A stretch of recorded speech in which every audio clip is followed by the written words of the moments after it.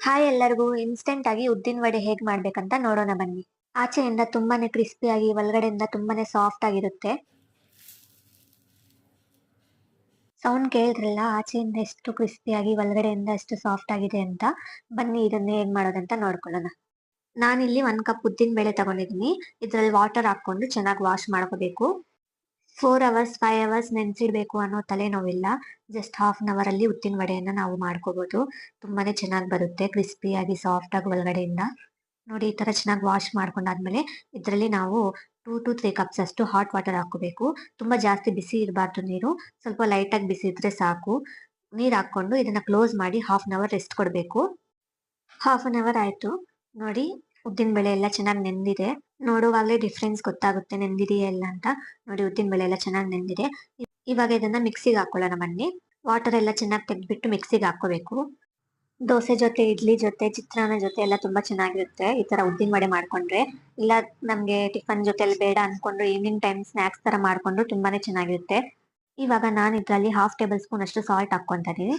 Salt ಹಾಕೊಂಡು without water ಇದನ್ನ ರುಬ್ಕೋಬೇಕು ಚೆನ್ನಾಗಿ. ನೋಡಿ ತುಂಬಾನೇ ಡ್ರೈ ಇದ್ದಾಗ ಇದ್ರಲ್ಲಿ ಸ್ವಲ್ಪ ಸ್ವಲ್ಪ ವಾಟರ್ ಹಾಕೊಂಡು, ಜಾಸ್ತಿ ವಾಟರ್ ಹಾಕ್ಬಾರ್ದು. ಮಾಯಿಶ್ಚರ್ ಇರ್ಬೇಕು ಅಂತ ಹೇಳ್ಬಿಟ್ಟು ಸ್ವಲ್ಪ ವಾಟರ್ ಹಾಕೊಂಡು ನಾನು ಇದನ್ನ ರುಬ್ಕೊಂತ ಇದೀನಿ. ಟೋಟಲ್ ಆಗಿ ನಾನಿಲ್ಲಿ 1/4 ಕಪ್ ಅಷ್ಟು ವಾಟರ್ ಯೂಸ್ ಮಾಡಿದ್ದೀನಿ. ತುಂಬಾ ಜಾಸ್ತಿ ವಾಟರ್ ಯೂಸ್ ಮಾಡಿಲ್ಲ. ನೋಡಿ ಈ ತರ ಗಟ್ಟಿಯಾಗಿ ಪೇಸ್ಟ್ ಆಗೋ ತರ ರುಬ್ಕೋಬೇಕು. ಈ ತರ ಒಂದು ಥಿಕ್ ಬ್ಯಾಟರ್ ಆಗಿರ್ಬೇಕು. ವಾಟರ್ ಜಾಸ್ತಿ ಇದ್ರೆ ವಡೆ ಸರಿಯಾಗಿ ಬರಲ್ಲ. ರುಬ್ಬಿಕೊಂಡಿರೋ ಬ್ಯಾಟರ್ ಅನ್ನ ಒಂದ್ ಬೌಲ್ ಅಲ್ಲಿ ನಾನು ತೆಗೆದುಕೊಂತ ಇದೀನಿ. ಇವಾಗ ಇದ್ರಲ್ಲಿ 1/4 ಟೇಬಲ್ ಸ್ಪೂನ್ ಅಷ್ಟು ಸಾಲ್ಟ್ ಹಾಕೋಬೇಕು. ಹಾಗೆ 1 ಚಿಟಿಕೆ ಅಷ್ಟು ಸೋಡಾ ಹಾಕೋಬೇಕು. ಸೋಡಾ ಆಪ್ಷನಲ್, ಬೇಕಾಗಿದ್ರೆ ಹಾಕೋಬಹುದು, ಇಲ್ಲ ಅಂದ್ರೆ ಇಲ್ಲ. ಸಾಲ್ಟ್ ಆಲ್ರೆಡಿ ಹಾಕೊಂಡಿದ್ವಲ್ಲ, ಅದಕ್ಕೆ ಸ್ವಲ್ಪ ಕಡಿಮೆನೆ ಹಾಕೋಬೇಕು. ಇವಾಗ ಇದನ್ನೆಲ್ಲ ಚೆನ್ನಾಗಿ ಮಿಕ್ಸ್ ಮಾಡ್ಕೋಬೇಕು. ಒಂದ್ 2 ಮಿನಿಟ್ಸ್ ಇದನ್ನ ಮಿಕ್ಸ್ ಮಾಡ್ಕೊಂಡ್ರೆ ಅದು ಫ್ಲಫಿ ಆಗುತ್ತೆ. ಆ ಫ್ಲಫಿನೆಸ್ ಬರೋವರೆಗೂ ಇದನ್ನ ಚೆನ್ನಾಗಿ ಮಿಕ್ಸ್ ಮಾಡ್ಕೋಬೇಕು. ನೋಡಿ ಬ್ಯಾಟರ್ ಎಲ್ಲ ಚೆನ್ನಾಗಿ ಫ್ಲಫಿ ಆಗಿದೆ. ಇವಾಗ ಇದ್ರಲ್ಲಿ ಸಣ್ಣದಾಗಿ ಕಟ್ ಮಾಡಿಕ್ಕಿರೋ ಹಸಿಮೆಣಸಿನಕಾಯಿ, ಕರಿಬೇವು ಮತ್ತೆ ಕೊತ್ತಂಬರಿ ಸೊಪ್ಪು ಹಾಕೊಂಡಿದೀನಿ. ವಿಡಿಯೋ ಅಲ್ಲಿ ಸ್ಕಿಪ್ ಆಗಿದೆ. ಹಾಗೆ ಸಣ್ಣದಕ್ಕೆ ಕಟ್ ಮಾಡಿಕ್ಕಿರೋ ಈರುಳ್ಳಿ ಹಾಕೊಂತ ಇದೀನಿ. ಮತ್ತೆ ಅರ್ಧ 1 ಟೀ ಸ್ಪೂನ್ ಅಷ್ಟು ಜೀರಿಗೆ ಹಾಕೊಂತ ಇದೀನಿ. ಇದನ್ನೆಲ್ಲ ಚೆನ್ನಾಗಿ ಮಿಕ್ಸ್ ಮಾಡ್ಕೋಬೇಕು. ಈವ್ನಿಂಗ್ ಟೈಮ್ ಸ್ನಾಕ್ಸ್ಗೆ ಈ ತರ ಮಾಡ್ಕೊಂಡ್ರೆ ತುಂಬಾ ಚೆನ್ನಾಗಿರುತ್ತೆ. ಇಲ್ಲ ಅಂದ್ರೆ ಟಿಫನ್ ಜೊತೆಲಿ ತಿನ್ಬೇಕಾದ್ರೆ ಬರೀ ಜೀರಿಗೆ ಹಾಕೊಂಡು ಮಾಡ್ಕೊಂಡ್ರು ತುಂಬಾ ಚೆನ್ನಾಗಿರುತ್ತೆ. ಪ್ಯಾನ್ ಅಲ್ಲಿ ಆಯಿಲ್ ಹಾಕೊಂತ ಇದೀನಿ. ಆಯಿಲ್ ಹಾಕೊಂಡು ಚೆನ್ನಾಗಿ ಹೀಟ್ ಆದ್ಮೇಲೆ ವಡೆ ಹಾಕೋಬೇಕು. ನೋಡಿ ಆಯಿಲ್ ಹೀಟ್ ಆಗಿದೆ, ವಡೆ ಹಾಕೊಳ್ಳೋಣ ಬನ್ನಿ. ಒಂದ್ ಬೌಲ್ ಅಲ್ಲಿ ವಾಟರ್ ತಗೊಂಡಿದೀನಿ. ಅದ್ರಲ್ಲಿ ಕೈಯನ್ನು ಚೆನ್ನಾಗಿ ನೆನೆಸ್ಕೊಂಡು ಸ್ವಲ್ಪ ಸ್ವಲ್ಪ ಹಿಟ್ಟು ತಗೊಂಡು ಈ ತರ ಉಂಡೆ ಮಾಡ್ಕೋಬೇಕು. ಉಂಡೆ ಮಾಡ್ಕೊಂಡಿದ್ದಾದ್ಮೇಲೆ ಮಧ್ಯದಲ್ಲಿ ಒಂದು ಹೋಲ್ ಮಾಡ್ಕೊಂಡು ಆಯಿಲ್ ಅಲ್ಲಿ ಹಾಕೋಬೇಕು.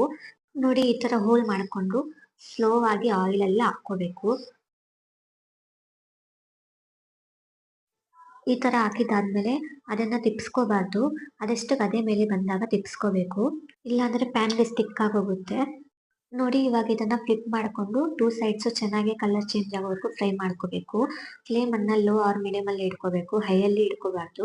ಹೈಯಲ್ಲಿ ಇಟ್ಕೊಂಡ್ರೆ ಒಳಗಡೆಯಿಂದ ಹಾಗೆ ಹಸಿಯಾಗಿರುತ್ತೆ, ಮೇಲ್ಗಡೆ ಕಲರ್ ಚೇಂಜ್ ಆಗೋಗುತ್ತೆ. ನೋಡಿ ಒಂದು ಒಳ್ಳೆ ಕಲರ್ ಬಂದಿದೆ, ಕಲರ್ ಚೇಂಜ್ ಆಗಿದೆ. ಇವಾಗ ಇದನ್ನ ಆಚೆ ತೆಗೆದುಕೊಳ್ಳೋಣ. ಮಿಕ್ಕಿರೋ ವಡೆಯನ್ನು ನಾನು ಅದೇ ರೀತಿಯಲ್ಲಿ ಫ್ರೈ ಮಾಡ್ಕೊಂತ ಇದೀನಿ. ನೀವು ಒಂದ್ಸತಿ ಮನೇಲಿ ಟ್ರೈ ಮಾಡಿ ನೋಡಿ. ವಡೆ ತುಂಬಾನೇ ಸಾಫ್ಟ್ ಆಗಿ ಆಚೆಯಿಂದ ಕ್ರಿಸ್ಪಿಯಾಗಿ ಬಂದಿತ್ತು. ಚಿಕ್ಕ ಮಕ್ಕಳಿಗೆ ಈ ತರ ಮಾಡ್ಕೊಟ್ರೆ ತುಂಬಾ ಇಷ್ಟ ಆಗುತ್ತೆ. ಇದನ್ನ ಮಾಡ್ಕೊಳ್ಳೋದು ತುಂಬಾನೇ ಈಸಿ. ನೋಡಿದ್ರಲ್ಲ, ಜಸ್ಟ್ ಹಾಫ್ ಅನ್ ಅವರ್ ಅಲ್ಲಿ ಇದನ್ನ ಮಾಡ್ಕೋಬಹುದು ಇನ್ಸ್ಟೆಂಟ್ ಆಗಿ. ನಿಮಗ್ ನನ್ ವಿಡಿಯೋ ಇಷ್ಟ ಆಗಿದ್ರೆ ನನ್ನ ಚಾನೆಲ್ ಅನ್ನ ಲೈಕ್ ಮಾಡಿ, ಶೇರ್ ಮಾಡಿ, ಹಾಗೆ ಸಬ್ಸ್ಕ್ರೈಬ್ ಮಾಡಿ.